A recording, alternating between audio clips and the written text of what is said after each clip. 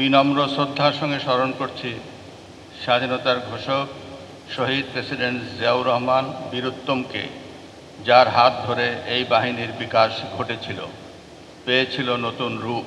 সম্মানিত সেনাবাহিনী প্রধান জেনারেল ওয়াকারুজ্জামান, সামরিক সচিব ও সামরিক বেসামরিক ঊর্ধ্বতম কর্মকর্তাবৃন্দ, প্রেসিডেন্ট গার্ড রেজিমেন্টের সম্মানিত কমান্ডার ও সর্বস্তরের সদস্যবৃন্দ, গণমাধ্যমের প্রিয় প্রতিনিধিবৃন্দ এবং সম্মানিত সুধীমণ্ডলী, আসসালামু আলাইকুম ও শুভ সকাল।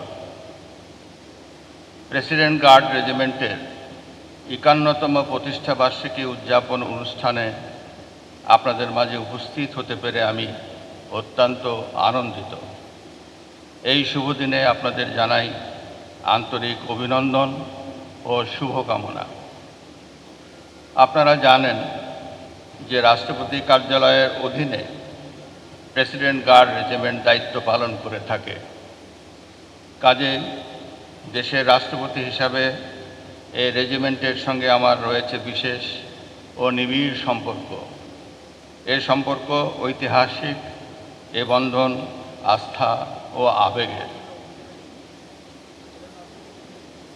আজকের এই গৌরবময় দিনে আমি শ্রদ্ধাভরে স্মরণ করছি মহান স্বাধীনতা যুদ্ধে জীবন উৎসর্গকারী সকল শহীদ, বীর মুক্তিযোদ্ধা ও বীরাঙ্গনাদের। বিনম্র শ্রদ্ধার সঙ্গে স্মরণ করছি স্বাধীনতার ঘোষক শহীদ প্রেসিডেন্ট জিয়াউর রহমান বীরোত্তমকে, যার হাত ধরে এই বাহিনীর বিকাশ ঘটেছিল, পেয়েছিল নতুন রূপ। গভীর শ্রদ্ধার সঙ্গে স্মরণ করি সাবেক প্রধানমন্ত্রী দেশনেত্রী মরহুমা বেগম খালেদা জিয়াকে, যিনি এই বাহিনীর সম্প্রসারণ ও উৎকর্ষে অনন্য অবদান রেখেছেন। ক্লেমন নিয়ে এলো বিরাট কারবার। ইউনিক কোডটি সাবমিট করলে জিততে পারো লক্ষ লক্ষ গিফট। বিস্তারিত ফেসবুক পেজে।